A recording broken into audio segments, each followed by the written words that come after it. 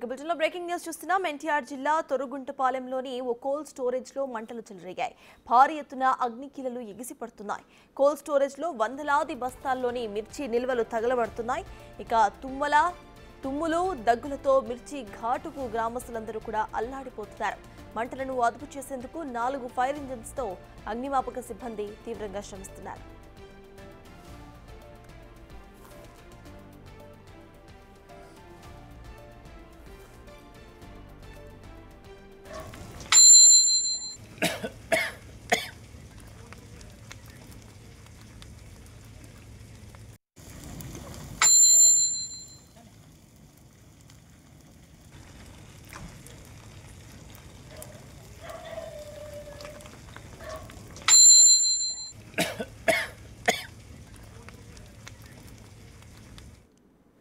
రైట్గా ఈ అగ్ని ప్రమాదంకు సంబంధించిన పూర్తి డీటెయిల్స్ మా ప్రతినిధి శివ అందిస్తారు. శివ, చెప్పండి, ప్రెసెంట్ అక్కడ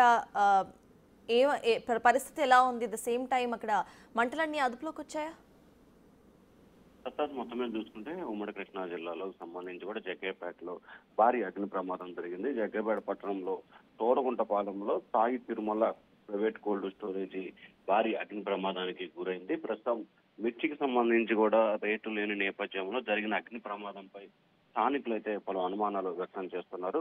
అయితే 4 ఫైర్ ఇంజిన్లు మంటలు ఆర్పేందుకు ప్రయత్నిస్తున్నా కానీ మంటలు మాత్రం ఏమాత్రం కూడా అదుపులోకి వచ్చిన పరిస్థితి కనిపించట్లేదు. మిర్చి ఘాటుకు ఆ ప్రాంతం అంతా కూడా తుమ్ములు దగ్గులతో ప్రజలు స్థానికులు అల్లాడిపోతున్న పరిస్థితి కనిపిస్తా ఉంది. ఒకవైపు అగ్నిబాప సిబ్బంది సైతం కూడా దగ్గులు తుమ్ములతో అల్లాడిపోతున్నారు. ఎందుకంటే ఆ ప్రాంతం అంతా మిర్చి ఘాటుతో ఎక్కువైపోతున్న నేపథ్యంలో పూర్తి స్థాయిలో మంటలను అదుపు చేసేందుకు చేస్తున్న ప్రయత్నాలు కూడా విఫలమవుతున్న పరిస్థితి కనిపిస్తా ఉంది.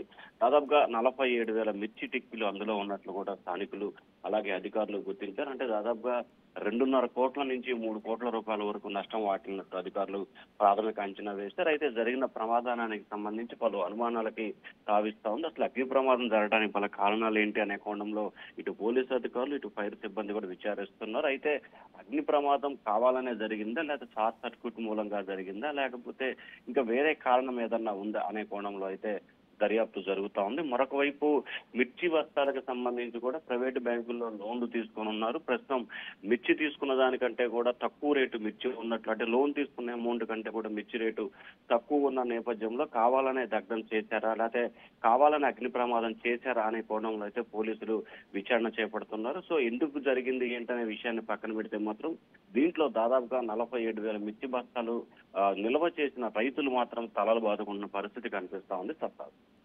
అయితే శివ, అక్కడ ఆస్తి నష్టం ఎంతవరకు జరుగుండొచ్చు? ఇక ఇందాక మీరు చెప్పినట్టు ఇన్సూరెన్స్ క్లెయిమ్ చేసుకోవడానికి అలా కావాలనే అగ్ని ప్రమాదం జరిగినట్టుగా అనుకోవచ్చా మనం?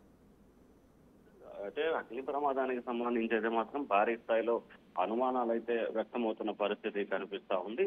ఖచ్చితంగా అంటే దాదాపుగా 47,000 మిర్చి టిక్కీలు ప్రస్తుతం దాంట్లో నిల్వ చేసిన పరిస్థితి కనిపిస్తా ఉంది. ప్రాథమికంగా ఇప్పటి వరకు జరిగిన నష్టానికి సంబంధించి కూడా 2.5 కోట్ల రూపాయల పైగానే నష్టం వాటిల్లినట్లు అధికారులు స్థానికులు గుర్తించారు.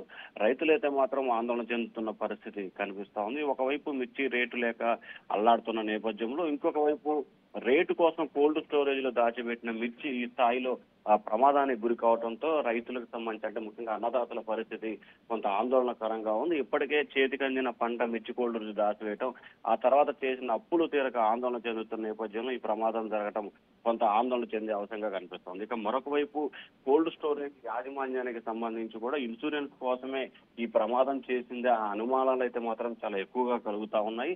అయితే దీనికి సంబంధించి ఇటు కోల్డ్ స్టోరేజ్ కి సంబంధించి వ్యవసాయ శాఖ అలాగే ప్రభుత్వము, ఫైర్ సిబ్బంది, పోలీసు, రెవెన్యూ సమగ్రమైన విచారణ చేసి ఎవరైతే అన్నదాతలు మిర్చి స్టోరేజ్ లో దాచిపెట్టారో వారికి న్యాయం చేయాలనేది మాత్రం రైతులు అయితే కోరుతున్న పరిస్థితి కనిపిస్తా ఉంది. సత్తాజ్. Right, thank you Shiva.